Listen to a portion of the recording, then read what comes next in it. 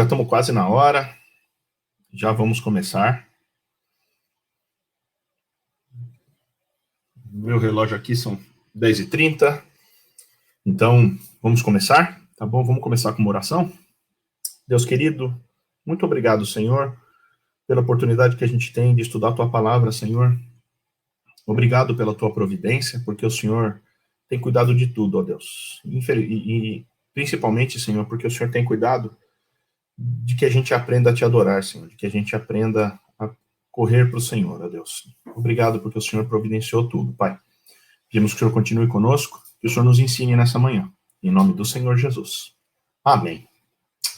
Vamos lá, meus irmãos. Então, hoje, como eu disse, a gente está estudando a revista Gente de Oração, e hoje a nossa personagem em que a gente vai analisar é Maria, uma oração de louvor. Essa é a lição número 13 dessa revista, e cujo alvo é que a gente entenda a importância de orar, que a gente esteja desejoso,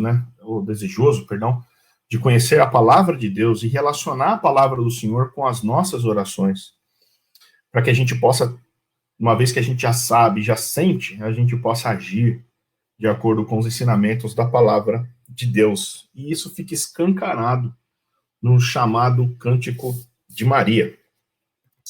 Lembrando que na semana passada, a gente estudou sobre o Zacarias. E o Zacarias, para quem se lembra da aula passada, o Zacarias, ele duvidou, de certa forma, ele não acreditou muito que o Senhor havia lembrado da oração dele, que a gente nem sabe quando ele fez a oração, a gente sabe que muito provavelmente fazia muito tempo, ele já nem lembrava mais daquela oração, ele já tinha dado por ele mesmo de que o pedido dele não seria feito, né? E isso acontece com a gente também com bastante frequência, né?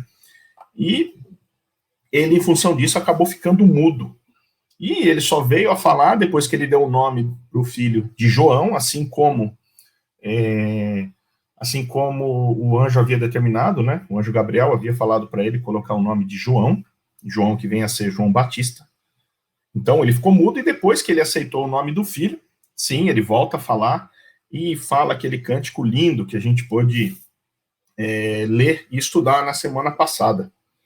Hoje, nós vamos estudar um cântico que está no mesmo capítulo de Lucas, capítulo 1 também, e esse é o cântico de Maria, é o cântico que antecede ao cântico de Zacarias, porque antes de João nascer, só para contextualizar, Maria vai visitar Isabel, sua parente, provavelmente prima, ela vai visitar a Isabel, e Maria, quando chega e saúda Isabel, a criança que está no ventre de Isabel, que era João Batista, já fica todo mexido, ele se mexe, e Isabel chama ela de a bem-aventurada, é uma passagem muito bonita, por sinal, no versículo 39 do capítulo 1 de Lucas, a gente tem esse relato lindo, em que diz assim, eu estou lendo na Nova Almeida atualizada: naqueles dias, Maria se aprontou e foi depressa à região montanhosa, a uma cidade de Judá.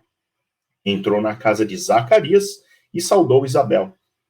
Quando Isabel ouviu a saudação de Maria, a criança lhe estremeceu no ventre.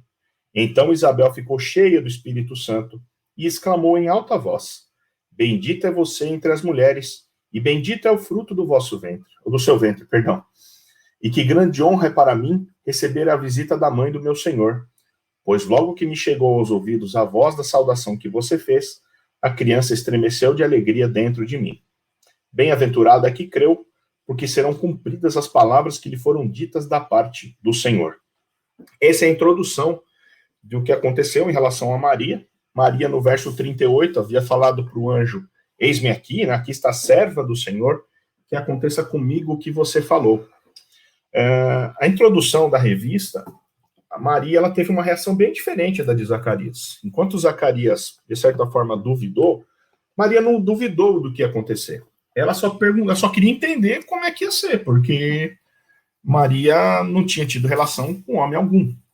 Apesar de estar prometida para José, eles ainda não haviam consumado o casamento, né? Então, em função disso, como é que isso vai acontecer? Mas ela entendeu que o anjo que queria significar que ia ser algo miraculoso, que era uma gravidez sem depender de um pai humano, era algo ímpar na Bíblia. Então a gente tem uma situação muito diferente, uma mulher concebendo a partir do próprio Espírito Santo. Ela percebeu isso, e isso foi suficiente para que ela acalmasse. Então ela vai visitar Isabel, e quando ela visita Isabel, aí ela solta esse cântico maravilhoso, que a gente chama de, é muito conhecido como Magnífica, porque na tradução católica, a primeira tradução Vulgata, a primeira tradução da Bíblia, como a gente conhece hoje, ela foi feita por Jerônimo, lá no terceiro, quarto século, e ele traduz, obviamente, o cântico em latim, começa com Magnífica, que significa engrandece. Então ela começa falando, e aí a gente tem na versão, você deve estar vendo já na sua tela, na versão, eu coloquei para facilitar, na Nova Almeida atualizada, e eu queria que vocês prestassem atenção enquanto a gente lê em duas coisas. A primeira é como Maria enxergava o Senhor, como ela considerava o Senhor. E a segunda é como ela olhava para ela mesma, como que Maria se observava.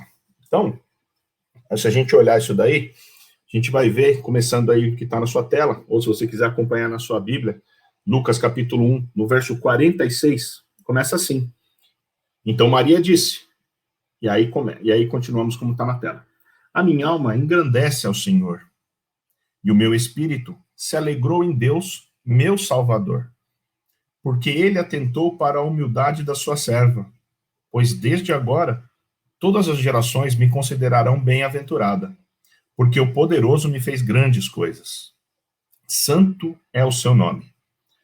A sua misericórdia vai de geração em geração sobre os que o temem. Agiu como seu braço valorosamente, dispersou os que, no coração, alimentavam pensamentos soberbos. Derrubou dos seus tronos os poderosos e exaltou os humildes. Encheu de bens os famintos e despediu vazios os ricos. Amparou Israel, seu servo, a fim de lembrar-se da sua misericórdia, a favor de Abraão e da sua descendência para sempre, como havia prometido aos nossos pais. Então, eu vou deixar na tela um pouquinho mais, para vocês repararem que Maria, ela entende o seguinte, e essa talvez seja a grande diferença, e eu já poderia praticamente acabar a aula se a gente resumisse isso. Maria olha para o Senhor e ela enxerga os atributos do Senhor. Atributos esses que são imutáveis. São imutáveis. O Senhor continua sendo grande. O Senhor continua sendo o nosso Salvador. O Senhor continua sendo poderoso. O Senhor continua sendo santo. O Senhor continua sendo misericordioso. O Senhor continua tendo um braço poderoso. O Senhor continua derrubando. Ele tem humildade para poder nos ensinar. O Senhor, ele é todo poderoso, capaz de encher de bens, de despedir, de amparar. O Senhor é o nosso Deus. E isso é algo... e o Senhor é fiel. Ela termina falando que o Senhor é fiel, porque ela fala do Senhor lembrar-se da sua misericórdia a favor de Abraão. Ela lembra da promessa de Abraão. Então, como que Maria enxerga? Maria enxerga Deus como um ser que não muda. E ela se apega nisso. Em compensação, quando ela olha para ela percebe que a nossa vida é uma vida que muda demais. As nossas opiniões de 10 anos atrás, o nosso sentimento de 10 anos atrás, eles são totalmente diferentes dos sentimentos e das opiniões que nós temos hoje. As coisas que nos alegravam há 10 anos atrás não são as mesmas que nos alegram hoje. As coisas que nos entristeciam não são as mesmas. A esperança que nós tínhamos 10 anos atrás não é a mesma que nós temos 10 anos depois. Então, assim, é algo... A gente muda constantemente. E uma das razões de que o homem hoje se sente triste, a gente tem um número de suicídios como nunca teve, a gente tem preocupação, desespero, revolta, gente falando tanta coisa triste, é porque estão deixando de colocar os seus olhos estão deixando de colocar os seus olhos na onde importa, que é no Senhor, que não muda, imutável, e estão colocando a sua esperança, o seu consolo, tudo, no homem que falha, no homem que a gente lê na narrativa da Bíblia, a gente consegue ver que tudo que acaba acontecendo acaba sendo, a gente se desespera quando olha para o homem, quando a gente deveria estar olhando para o Senhor. Paulo depois reforça que se as nossas misericórdias, elas se limitam só a esse momento, elas acabam sendo, elas acabam arrebentando com a gente. A misericórdia, a nossa esperança, perdão, ela tem que ser colocada no que vai acontecer, principalmente depois. Nós somos peregrinos. Maria tinha tudo isso dentro da sua maneira de enxergar. A primeira aplicação que a gente extrai desse texto é: você consegue orar e louvar ao Senhor? Você consegue orar e louvar ao Senhor em todas as circunstâncias? Essa é uma coisa para a gente pensar. Será que a gente consegue isso daí? É uma pergunta importante que a gente tem que fazer. Será que a gente consegue orar e louvar em todas as circunstâncias? Porque as circunstâncias, elas mudam. As circunstâncias mudam. Porém, nosso Deus não muda. Ele não muda. E quando a gente consegue orar e louvar em todas as circunstâncias, a gente consegue entender e consegue colocar a nossa vida no prumo certo. As leituras adicionais da semana trouxeram vários textos mais curtos, e eu queria fazer menção a alguns deles aqui, e ele faz um paralelo com um outro texto que nós vamos estudar daqui a pouco, que está lá em primeiro livro de Samuel, capítulo 2, de 1 a 10, que é o Cântico de Ana. Daqui a pouco a gente vai ler ele também. Mas as leituras adicionais que a gente colocou na aula, nós temos primeiro uma oração de Neemias, que está lá no capítulo 1, de versos 4 a 6, em que Neemias, ele lamenta ao Senhor, ele chora, ele coloca o coração dele de uma maneira, ele sabe quem é o Deus dele, e com ousadia, ele vai lá e coloca, rasga o seu coração ao saber o que está acontecendo com o povo de Israel. Nos tempos de Neemias, vocês vão lembrar que o povo já não falava nem hebraico mais, o povo estava falando aramaico. Ele precisou ter tradutor, de tanto que a identidade judaica, no contexto dele, que seria a oração ao Senhor, a adoração ao Senhor, tudo aquilo, e principalmente a língua deles, a língua estava se perdendo, já estava falando aramaico. Então, Neemias, quando vê aquela situação toda, ele fica triste, ele chora, então ele lamenta. É um texto muito, muito interessante de ver a coragem e a ousadia de Neemias. No Salmo 55, é uma típica queixa a Deus. O salmista coloca assim: Senhor, olha aqui, eu estou fazendo minha queixa, eu vou apresentar meu pedido ao Senhor, com bastante ousadia, mas principalmente com um coração sabendo quem é o próprio Deus que ele está falando. Depois, a outra leitura de Mateus capítulo 5, 44 a 48, eu acho muito pertinente ao momento que a gente vive hoje. A gente está vivendo um momento em que as pessoas estão desesperadas e a gente não poderia esperar que o não crente ficasse desesperado no meio de uma pandemia. Eles não têm esperança, é natural que se perca. O que me entristece é ver muitos irmãos cristãos não sabendo como ser pacificadores nesse meio. Então, de certa forma, estão colocando mais gasolina na fogueira, quando o nosso chamado é justamente para arrefecer, para esfriar. E aqui Jesus ensina a gente para orar pelos nossos inimigos. Então, a gente está vivendo um momento muito conturbado no Brasil, principalmente, porque além da epidemia, além de uma recuperação econômica tímida que a gente estava tendo, agora nós temos um problema político também, e ainda em São José dos Campos, se você olhar, ainda temos um problema da Embraer, que vai afetar muito a cidade.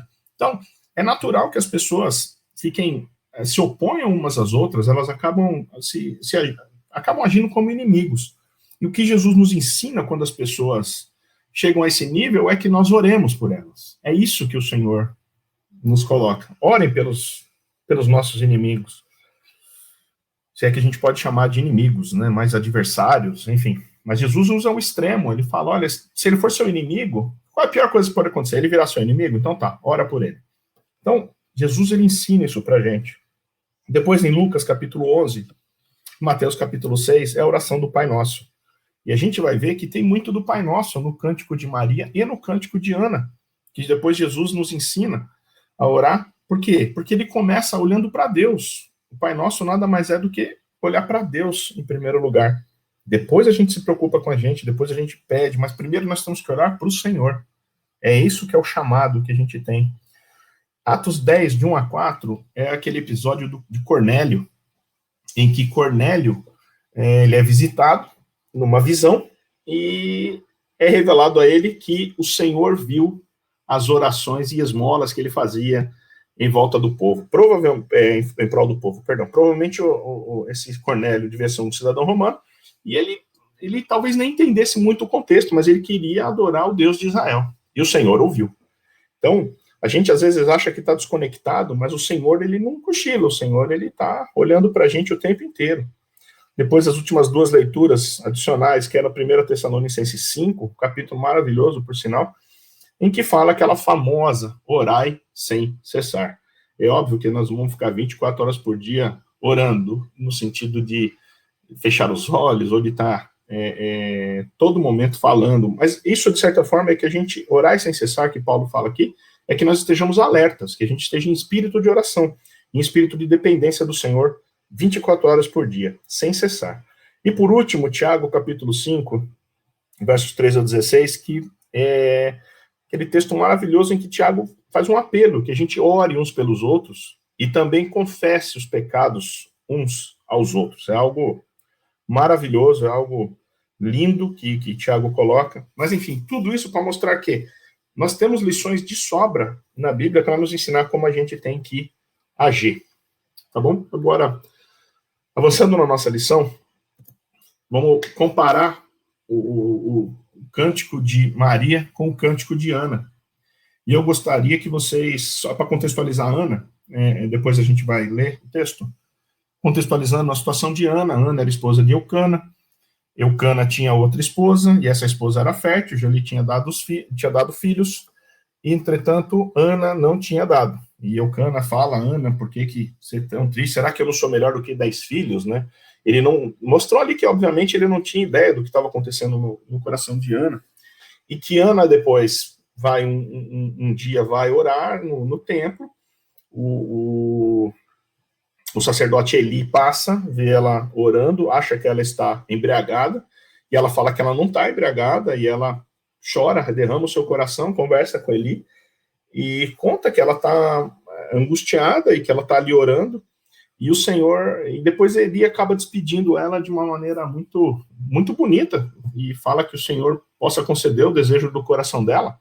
E eu gosto desse texto porque o que me chama a atenção na história de Ana é que, assim, Maria já sabia que a promessa, o anjo apareceu e falou que a promessa ia se cumprir. Ana, em contrapartida, ela ora e ela ainda não sabe que a promessa ia se cumprir. Ela não sabe, mas eu acho muito bonito, e eu queria que vocês abrissem em primeiro livro de Samuel, no capítulo 2, capítulo 1, no finalzinho do capítulo 1, eu gostaria que vocês lessem comigo. Eu estou abrindo aqui a minha Bíblia também. Hoje a gente esteve pertinho, a gente esteve lá no livro de Ruth. Então, no primeiro livro de Samuel, no capítulo 1, no verso 18, eu gosto muito dessa parte, porque olha o que diz, no verso 18. Ana respondeu que eu posso encontrar favor aos seus olhos. Isso conversando com Eli, que ele despediu ela em paz e falou que o Deus de Israel lhe conceda o que você pediu. E ela fala que eu posso encontrar favor aos seus olhos, os olhos de Deus. Agora, continuando, o verso 18 diz: então ela seguiu o seu caminho, comeu alguma coisa, e o seu semblante já não era triste. Por que eu gosto dessa passagem? Porque mostra o seguinte, independente do desfecho, se ela ia ter um filho, ela acabou tendo Samuel, e depois ela acabou tendo outros, ou não, já não estava fazendo, não era o que fazia a diferença na vida dela. É óbvio que ela ficaria mais feliz se o desejo do coração dela fosse alcançado. Mas também não dá para notar que ela estava em paz, que ela estava bem, quando o Senhor, depois dela ter colocado isso no altar do Senhor. E, de certa forma, é dessa mesma maneira que nós temos que nos sentir. Nós temos que entender que A oração, quando a gente coloca ela no, coração, no altar do Senhor, só o fato da gente fazer isso já é suficiente para que nós tenhamos paz. Aquela paz que a própria Bíblia fala que excede todo entendimento. Então, mais do que a oração ser um momento em que nós podemos orar pelos outros, em que nós podemos reconhecer a grandeza do Senhor, é um momento de paz, é um momento em que a gente se conecta com o nosso Deus de uma maneira diferente das outras conexões que nós desenvolvemos com o Senhor ao longo do dia, mas é aquele momento em que o Senhor trata no nosso coração. Ali é um momento em que a gente não tem como fingir, não tem como colocar a máscara de crente ou de super crente ou do que for. Ali é só a gente e Deus. E ali, quanto mais honesto, quanto mais sincero nós somos com o Senhor, mais nós seremos curados, né? E então Ana sai de lá com um semblante bom. O processo de cura na vida de Ana já estava sendo colocado já em marcha, já estava sendo feito. E aí, depois, obviamente, ela sabe que ela engravida, e depois que ela engravida, ela solta esse cântico maravilhoso, que diz o seguinte, acompanha comigo na tela. O meu coração exulta no Senhor, a minha força está exaltada no Senhor. A minha boca se ri dos meus inimigos, porque me alegro na tua salvação. Só um parênteses, lembre que a outra esposa de Eucana cutucava a Ana, porque Ana não podia ter filhos. E existia também uma lógica judaica de que, por não poder ter filhos, tinha pecado envolvido. Então, ela era desonrada tanto como crente quanto como pessoa. Ela era desonrada espiritualmente e também no seu âmago. Ela sofria. Por isso que ela fala, minha boca se ri dos meus inimigos, porque me alegro na tua salvação. Veja que ela não está se alegrando porque o Senhor respondeu a oração dela, mas é na salvação que Deus já propiciou a ela. Continuando, ninguém é santo como o Senhor, porque não há outro além de ti, e não há rocha como o nosso Deus. Não multipliquem palavras de orgulho, que não saiam palavras arrogantes da boca de vocês, porque o Senhor é o Deus da sabedoria, e ele pesa na sua balança todos os feitos das pessoas. O arco dos fortes é quebrado, porém os fracos são revestidos de força. Os que antes estavam fartos, hoje trabalham pela comida, mas os que andavam famintos não têm mais fome. Só um minutinho que eu estava lendo aqui na tela e está aparecendo aqui o bendito do interromper o compartilhamento bem na frente do... peraí. Até a mulher estéril tem 7 filhos, e a que tinha muitos filhos perde o vigor. Continuando, o cântico de Ana. O Senhor é quem tira a vida e quem a dá. Ele faz descer a sepultura e faz subir. O Senhor empobrece e enriquece. Humilha e também exalta. Levanta o pobre do pó e tira o necessitado do monte de lixo, para o fazer assentar ao lado de príncipes, para o fazer herdar o trono de glória. Porque do Senhor são as colunas da terra, e ele firmou o mundo sobre elas. Ele guarda os pés dos seus santos, mas os perversos emudecem nas trevas da morte, porque o homem não prevalece pela força. O Senhor destrói os seus inimigos, dos céus troveja contra eles. O Senhor julga as extremidades da terra, dá força ao seu rei e exalta o poder do seu ungido. Lembrando que o filho de Ana foi o primeiro a ungir um rei, e depois ungir um segundo rei. Então, é algo bonito de ver, e eu queria que vocês fizessem esse mesmo exercício, com a mesma coisa que nós fizemos com o cântico de Maria, que nós fizemos com Ana. Olha como Ana observa o Senhor, olha quantos atributos ela traz do Senhor nesse cântico. Ela fala que o coração dela exulta no Senhor, que a força dela está no Senhor, de que o Senhor é salvador, a alegria dela está na salvação que o Senhor propiciou. A alegria dela está na santidade do Senhor. E aqui tem uma parte interessante, porque não há outro além de ti, e não há rocha como o nosso Deus. Dentro do contexto que Ana vivia, que os judeus de uma maneira viviam, quando eles entraram em Canaã, eles dominaram, eles deveriam ter exterminado alguns povos, eles deveriam ter várias passagens que a gente pode ler, principalmente no livro de Josué, mas o fato é, Israel, por mais que a Bíblia fala, Moisés em falando para eles adorarem só um único Deus, a gente começa lá o Shema Israel, Deuteronômio capítulo 6, começa falando para a gente adorar o próprio Deus, só Deus, só Deus, o povo ainda era idólatra de outros deuses. E Ana, não. Ana já mostra, não há outro além de ti. Então é importante a gente notar que nem todos criam que só havia um único Deus, e que só o Deus. E Ana era uma dessas. E isso muda. Ana também fala aqui, ó, que o Senhor é o Deus da sabedoria. E eu gostei muito dessa expressão. E ele pesa na sua balança todos os feitos das pessoas. Ana tinha noção de que ela seria julgada. Ana tinha noção de que o Senhor ia julgar todo mundo.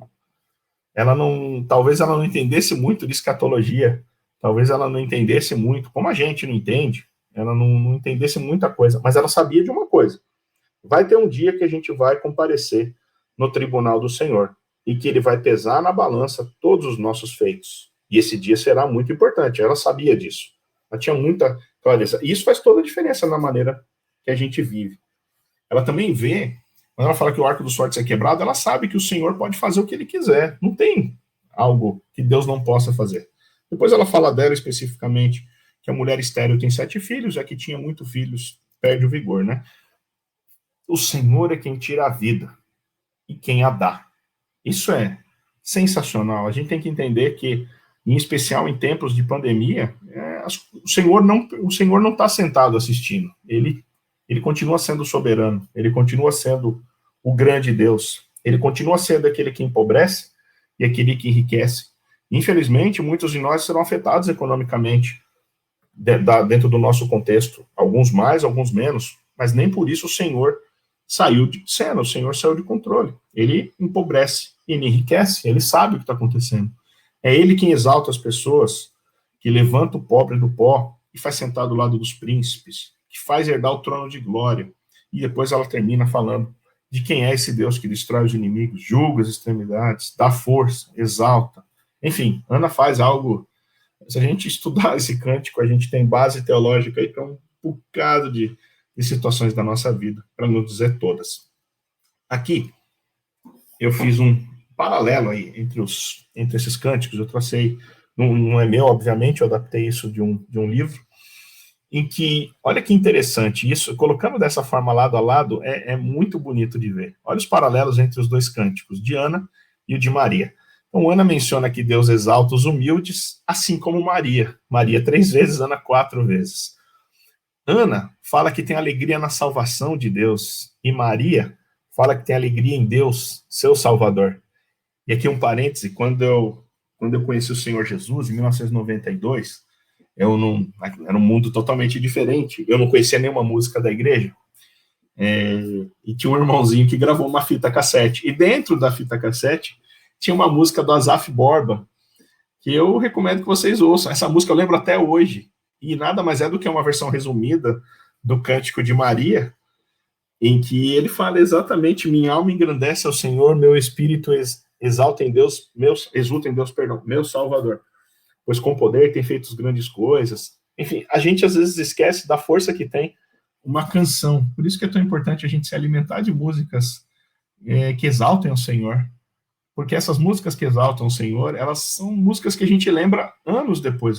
Estou perto de completar 30 anos aí de caminhada com o Senhor, e eu lembro dessas coisas muito novas de quando tudo surgiu para mim, e eu lembro de forma de música. E eu lembro dessa música do Asaf Borba, os irmãos depois podem ouvir. É uma música muito bonita, por sinal. Aliás, o Asaf é sensacional.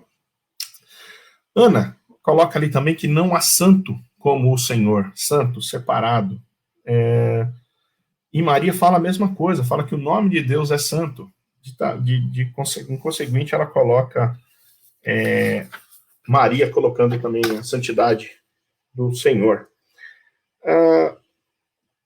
Ele fala também aqui, cria uma celebração à exaltação dos humildes e o abatimento dos orgulhosos. Os contextos são um pouco diferentes, mas a ideia é a mesma. E a Bíblia tem vários exemplos, né, de que Deus resiste ao soberbo, né, mas dá graça aos humildes. Né? Quantas vezes o Senhor fala isso? A gente acredita, pode ter uma implicação econômica, mas não é disso que está falando. A gente conhece muito pobre arrogante e muito rico humilde. Não é exatamente disso que o Senhor está falando, tá bom? Deus está tratando do coração. Então, essa exaltação dos humildes, abatimento dos orgulhosos, tem a ver com o coração. O próximo passo, sim, pobre versus rico, e fala que os ricos saem de mãos vazias. Esse paralelo entre os dois também mostra que, olha, o rico não tem um problema em ser rico, o problema é o amor à riqueza, o amor ao dinheiro, né? Mas existe, felizmente, tem muita gente rica que contribui, que entende o seu papel dentro do reino, que investe a sua vida no reino, e a gente tem que glorificar a Deus pela vida desses irmãos ricos. Mas tem irmãos que são pobres e às vezes são extremamente avarentos, nesse sentido que a gente está falando. Mais liberalidade no trato com o dinheiro, entender que nós somos despenseiros. Enfim, as duas falam o que o Senhor faz na vida deles. E depois o próximo ponto, faminto versus saciados, e Maria fala depois, encheu de bens aos famintos. Então, é inconcebível que nós tenhamos gente passando fome, é óbvio. A gente não consegue alimentar todas as pessoas, mas é um assunto que a igreja tem que se preocupar.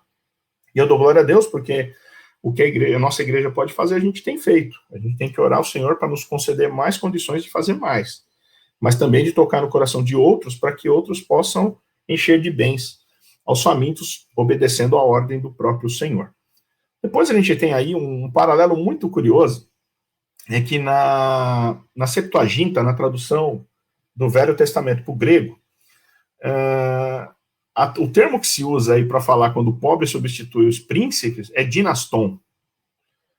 E é o mesmo termo grego que Maria, quando foi escrito o Novo Testamento já em grego, usa o mesmo termo, dinaston também. Então isso tem a ver com derrubar os poderosos, substituir, né, os príncipes, como está falando Ana, ou seja, ocupar o lugar deles. É bem interessante que o mesmo termo em grego aparece nas duas expressões. Por último, Ana fala da libertação pessoal dela para o rei ungido por Deus, que é o próprio Jesus.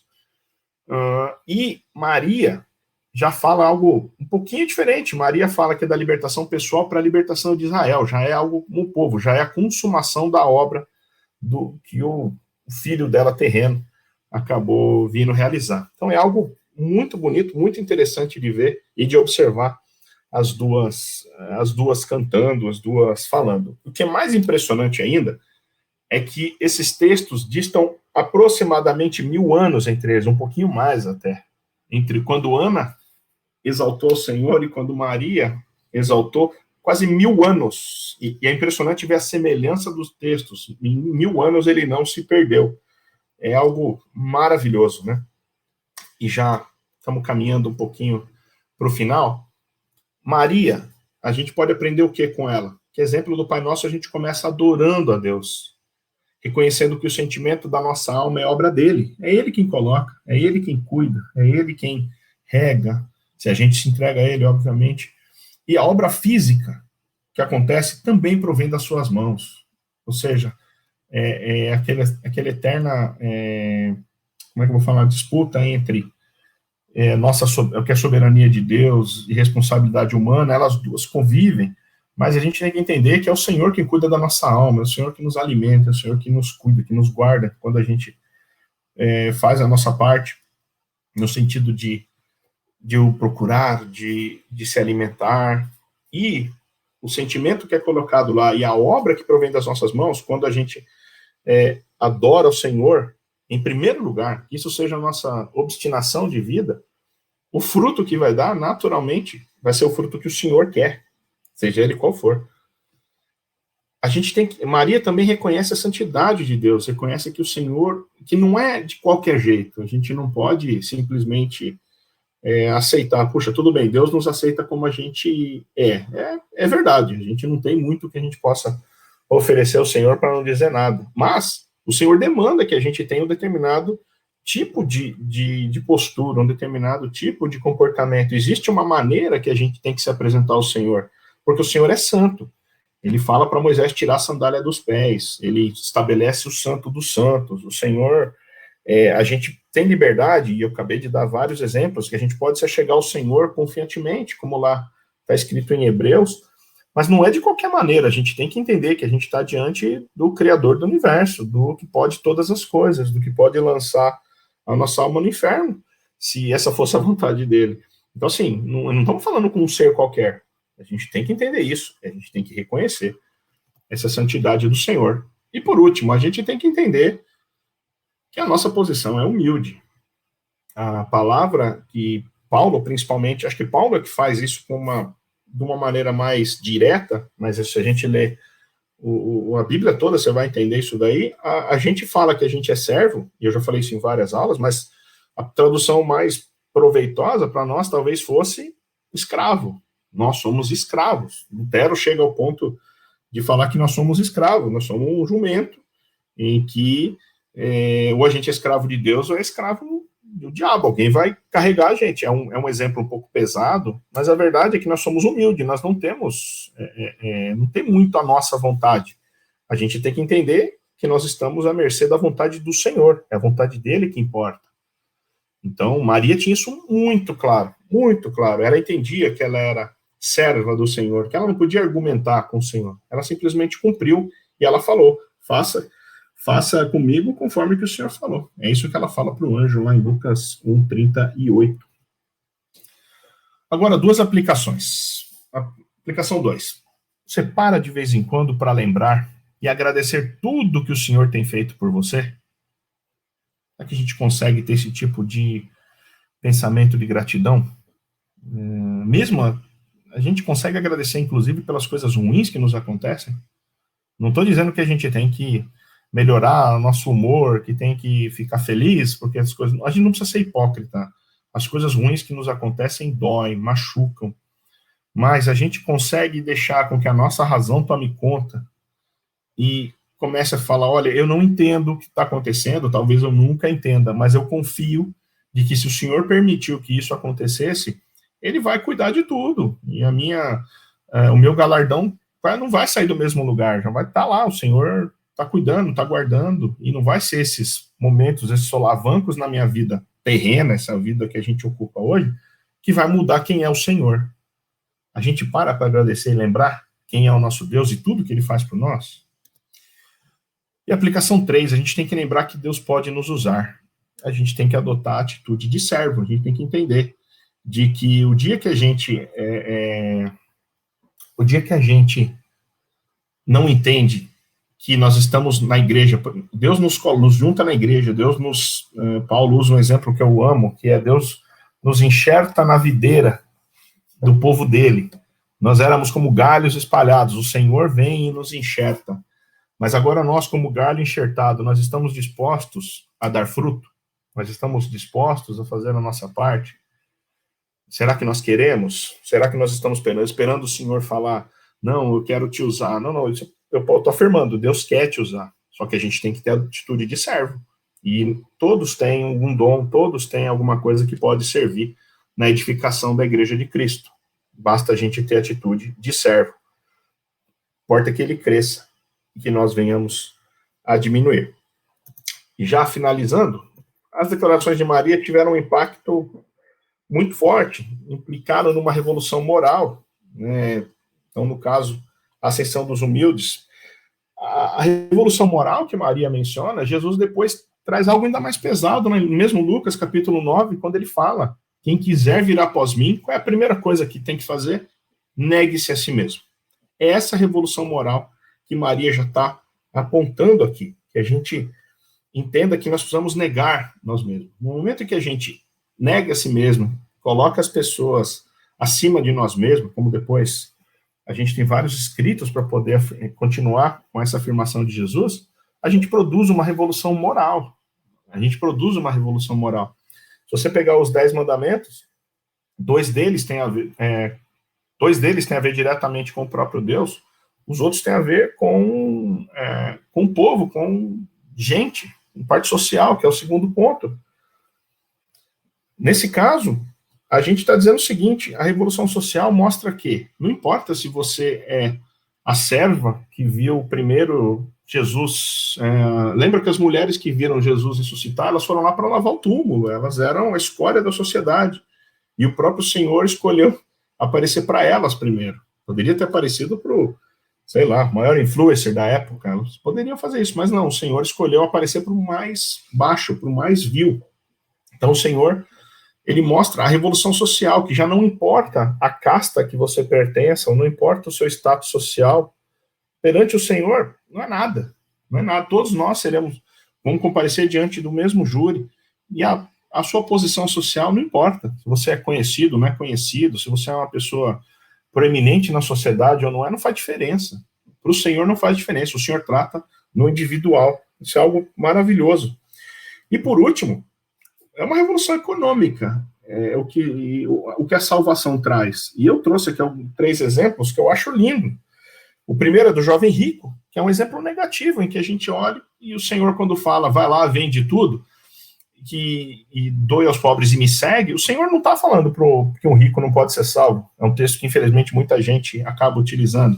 O que o Senhor está falando ali é o seguinte: tira a sua base da sua vida, cuja base é a riqueza que você tem, e coloca a sua base em mim. Mas para isso, para você colocar a sua base em mim, você vai ter que vender tudo o que você tem. Então, naquele momento, o Senhor falou isso, e olha só que exemplo interessante o de Zaqueu. Zaqueu foi o contrário. Zaqueu era um bandido, praticamente.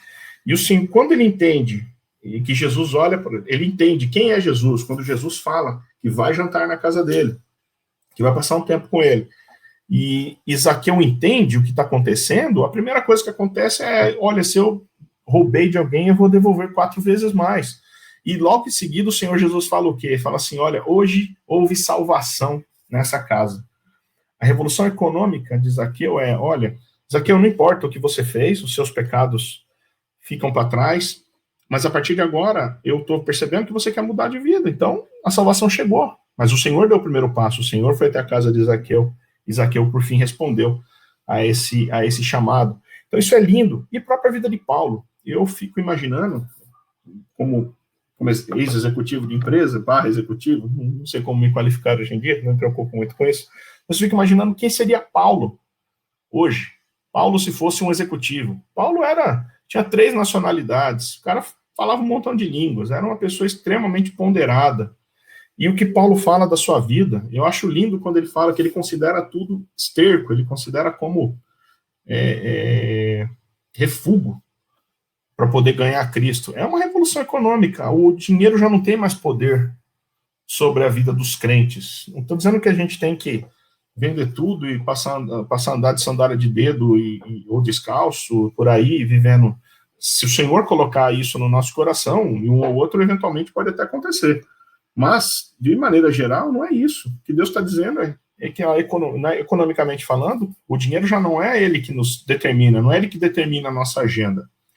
Eu costumo dizer que se a gente quer ver onde está o nosso coração, usando o exemplo que Jesus coloca, porque onde está o nosso coração é ali que estará o nosso tesouro, é muito simples a gente fazer uma análise honesta. É só a gente olhar onde a gente gasta o nosso tempo e onde a gente gasta o nosso dinheiro. É só fazer uma análise da nossa agenda, desde que a gente preencha bonitinho, e fazer uma análise da nossa conta bancária e do cartão de crédito. Aí a gente sabe onde está o nosso coração. Então são 3 pontos que Maria coloca, e eu já estou concluindo. Você pode ver que Maria, eu esqueci de mencionar isso, Maria em todo momento, ela reverbera o cântico de Ana. Eu quero acreditar que ela conhecia esse cântico, ela sabia o que estava envolvido. Mas você vê que ela também menciona as promessas de Deus, ela fala do ungido, ela fala da promessa de Abraão, ela fala de tantas coisas, da santidade de Deus. Você vê que várias passagens no Antigo Testamento, em especial dos 5 primeiros livros, estão presentes nesse cântico de Maria. Ela conhecia as Escrituras, e por isso ela sabia usar na oração. Não era um mantra, como é que eu vou dizer, algo como um talismã que ela recitava. Não, era uma oração sensata, era um cântico, uma oração bastante centrada, bastante razoável. Então ela usou isso de maneira pensada, ela sabia. E ela entendeu o processo de oração. O processo de oração, no fundo, é a gente correr para onde é mais importante. E começa por Deus. Ele é o mais importante. Então a gente tem que louvar ele porque ele é. É isso que é essa a principal mensagem. Eu já tinha dado spoiler antes, mas essa é a principal mensagem. A gente começa as nossas orações, a gente começa nosso pensamento pensando no que o Senhor é. Depois, em função dele ser o que ele é, ele faz as coisas. Lembra? E eu gosto muito disso. Se você olhar a sua Bíblia no Velho Testamento, quando tiver escrito Senhor, eu não sei qual versão que você está adotando, mas as mais usuais no Brasil, aparece quando fala o nome do Senhor, está escrito Senhor em letras maiúsculas todas, normalmente, ou pelo menos o primeiro S vai estar maiúsculo, obviamente, mas todas as vezes que se diz isso no Antigo Testamento, ali nós estamos falando de um tetragrama YWVH, que é o tetragrama. Deus não quis revelar o nome dele, ele não quis falar, ele não quis se comparar, ele é alguém que é. E quando Moisés falou com ele, ele falou, quem que eu falo que vai me mandar? Lembra que eles viviam numa cultura politeísta, e Deus fala, eu sou o que sou. Só aquilo já bastava, só aquilo já era suficiente. E isso tem que ser também para a nossa vida. Deus é o que ele é, e isso é suficiente. A gente não consegue definir a Deus em todos os detalhes, e também não importa, importa que ele seja o nosso Deus, que ele seja o nosso Senhor, e que a gente queira viver de acordo com a sua vontade. E aí, depois que a gente fizer isso daí, entender que é nosso Senhor, enxergar a autoridade dele, enxergar as ações dele no curso da história, no curso da nossa história, principalmente, aí sim, a gente olha para a gente, reconhecendo o nosso estado de pecadores, e, eventualmente, confissão de pecados. Quando a gente conseguir fazer tudo isso daí, aí a gente vai estar num relacionamento profundo com o nosso Senhor. Amém, meus irmãos? Eu vou dar uma olhada no chat aqui. Não sei se alguém fez algum comentário ou uma pergunta. Eu vi que a Rose fez um comentário aqui. Então, os irmãos, sendo bem francos aqui, e eu entendo também dessa forma, depende muito do momento, da nossa circunstância, mas o chamado dessa lição é justamente para que a gente continue entendendo isso. A gente entenda que não é fácil, é contra a nossa natureza, não é fácil a gente louvar o Senhor em toda circunstância, mas não é porque não é fácil que a gente não tem que tentar, não é porque não é fácil que a gente não tem que buscar. Então, essa é a principal lição de hoje, que a gente comece as nossas orações, os nossos cânticos, refletindo em quem o Senhor é, na sua grandeza, na sua glória, na sua sabedoria. E depois que a gente olhar para esse Senhor maravilhoso, aí a gente pode olhar para a gente, e eu ouso dizer que quando a gente olhar para quem é o nosso Deus, quando a gente conhecer tudo que esse Deus faz por nós, para aqueles que o amam, e às vezes não está acontecendo na nossa vida, mas a gente viu exemplos inspiradores próximos da gente, o que a gente chama de testemunho, é hora da gente se agarrar nesse tipo de esperança, de olhar e falar o seguinte, olha, eu vejo o que o Senhor faz na vida do irmão, às vezes é difícil da gente ver o que o Senhor faz na nossa vida, mas a gente pode ver o que o Senhor fez na vida de um irmão, de um familiar, daquele cara que Deus olhava para ele e falava assim, nossa, esse rapaz era assim, assado, cozido, e o próprio Deus vai lá e muda, e transforma algo que você fala, nossa, só o Senhor poderia ter feito isso. Então, lembra, com esse tipo de esperança. E aí, por fim, quando a gente olhar para quem é o nosso Deus e o que ele faz, ainda que a gente reconheça que a gente é pecador, que a gente sofre, que a gente ainda tem as nossas necessidades, a gente vai confiar muito mais no que o Senhor está fazendo na nossa vida. Amém, meus irmãos? Eu vou dar um tempinho para vocês, se alguém quiser fazer alguma pergunta aqui, vou dar algum minutinho aí, senão a gente encerra, tá bom? Podem comentar no grupo também, se quiserem.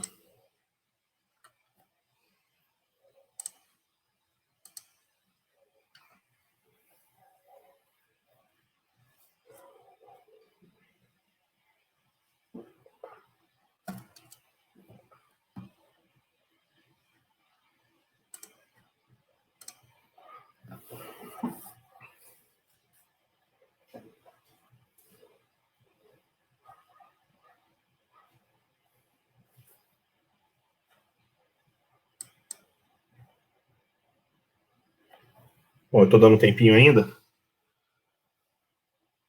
porque tem esse delayzinho, mas eu imagino que não tenhamos nada, nenhum irmão colocou nenhuma pergunta aqui, tá bom? Mas depois, se alguém quiser colocar, eu vou deixar o grupo dos casais aberto lá até meio-dia.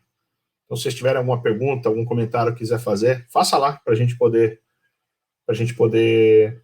contribuir de alguma maneira. Tá bom, meus irmãos? Muito feliz para a gente ter a oportunidade de ter essa tecnologia todas, ansioso para ver o dia que vai acabar e a gente vai poder estar junto. E, enfim, pedimos que o Senhor cuide da gente. Essa semana deve ser bastante complicada. Então vamos que o Senhor nos ajude. Eu só queria encerrar com uma oração, tá bom? Deus amado, muito obrigado, Senhor, pela oportunidade que nós estamos tendo, pela tecnologia, por tudo que o Senhor tem disponibilizado, Senhor, para que a gente possa estudar, para que a gente possa, de alguma maneira, estar próximo, Senhor, estar em contato. Te agradecemos por tudo isso, Senhor. Pedimos que o Senhor cuide da gente, não só nesse dia, Senhor, em que a gente se reúne, ainda que virtualmente, para te adorar, Senhor, mas que o Senhor cuide da gente nessa semana também. Que o Senhor nos prepare, Senhor, para essa semana. Pedimos que o Senhor nos guarde e que a nossa confiança seja sempre no Senhor, em quem o Senhor é. Em nome de Jesus. Amém. Obrigado, meus irmãos. Vou encerrar por aqui, tá bom? Bom domingo para vocês e 7h15 temos culto, hein? Até mais. Tchau.